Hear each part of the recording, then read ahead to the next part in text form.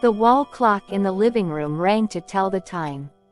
As soon as he heard the faint sound of a bell ring 4 times, the small, shaggy dog lying on the soft cushions rose to its feet.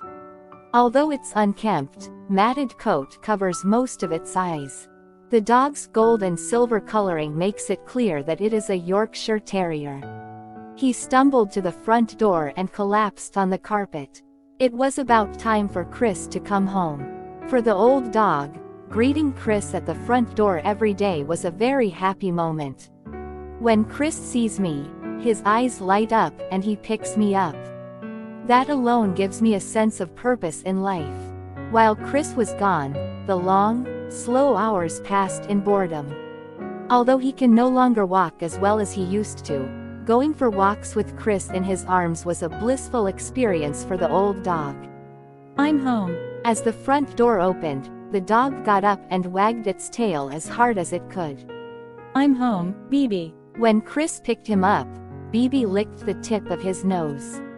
Chris put Bebe down on the floor, put down his backpack, and ran outside with him. The lively Chris was a completely different person at school. Chris ran around the unsteady Bebe, helping him walk. Whenever he finds a bird or an insect, he points at it and calls out to Bebe. From all angles, he was a lively elementary school student. Chris' house is located on the way up the mountain through a residential area.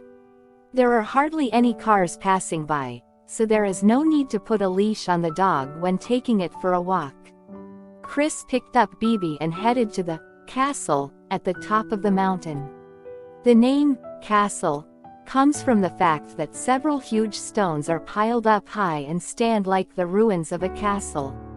It was Chris and Bebe's daily routine to climb to the top of the wall, which is about 4 meters high, and sit on the edge to look down on the city.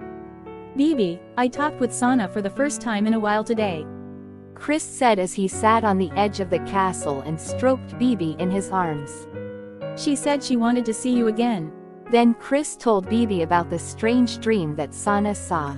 It's a story from somewhere overseas, in a time when there was no electricity. Chris don't know if Bebe understood what he was saying, but Bebe seemed to be listening to what Chris was saying with comfort. Then, a large bird flew past Chris. The bird flutters its wings gracefully as it heads toward the city below. Chris was fascinated by the bird and followed it with his eyes until it disappeared from sight. That's amazing, Bebe. I wish we could fly like that.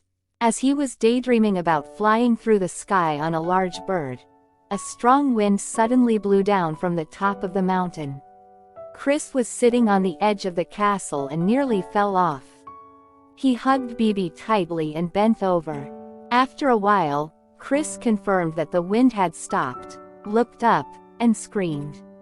In front of Chris, who was sitting on the edge of the castle, a boy was floating in the air, where there should have been nothing. A boy with green hair was floating in the air, looking at Chris and Bebe.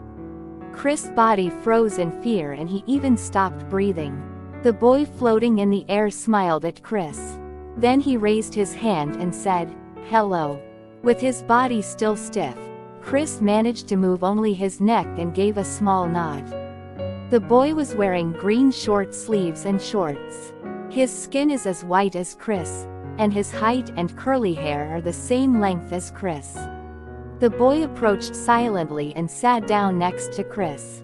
Bebe looked up at the boy sitting next to them for a few seconds, but didn't seem to mind and went back to resting his chin on Chris' arm. "Don't be scared," the boy said to Chris, who was still stiff and hugging Bebe tightly. "You always come here, don't you?" Chris pulled away a little, and turned his face towards the boy. "Who are you?" Chris asked, then looked into the boy's eyes. The boy's large, clear eyes shone emerald green like a clear lake. "I'm another aspect of you," said the boy, smiling, and Chris realized something. Which is that the boy isn't speaking. Without saying a word, the boy's voice echoed in Chris' head. "I've known you for a long time, Chris. Long before you were born. You were me and I am you." The boy said without saying it aloud. I understand very well how painful your feelings are right now. But that's the path you chose for yourself. So, whatever happens from now on, you'll be fine. No matter what happens, you can definitely overcome it. And you will remember the purpose for which you were born. The boy said, looking into Chris' eyes. And then, he smiled. Of course I know what you want. You can do anything. Now, stand up. Chris stared at the outstretched hand for a moment, then took it, still holding Bebe in one arm. He helped Chris to his feet. The boy floated into the air and stood in front of him. Then he grabbed Chris by the arms and told him to close his eyes. Chris held Bebe tight in his arms and closed his eyes as he was told. Then, he felt his body gradually become lighter. Chris felt his feet leave the ground and instinctively opened his eyes. His body continued to rise into the air. Whoa, I'm floating. Chris cried out, kicking his legs. See, you can even fly, right? Chris couldn't contain his excitement as he quickly lifted off the ground and rose into the air. Amazing, amazing. He exclaimed in amazement. You're amazing. You're a wizard? How can you do that? Chris asked the boy excitedly. The boy smiled, shook his head, and quickly let go of Chris's arm. Still, Chris was left hanging in the air. Chris looked around his body, then back at the boy. The boy nodded vigorously with a smile. Come on, follow me. The boy turned around and took off towards the town. Following suit, Chris followed suit and took off. Wow, this is fun. This is so much fun. They flew over Chris' house, over the residential area where Sana lives, and into the sky above the school. Far below, in the schoolyard, several students are still playing. How is it? Is it fun? The boy asked, lying on his back and turning to look at Chris.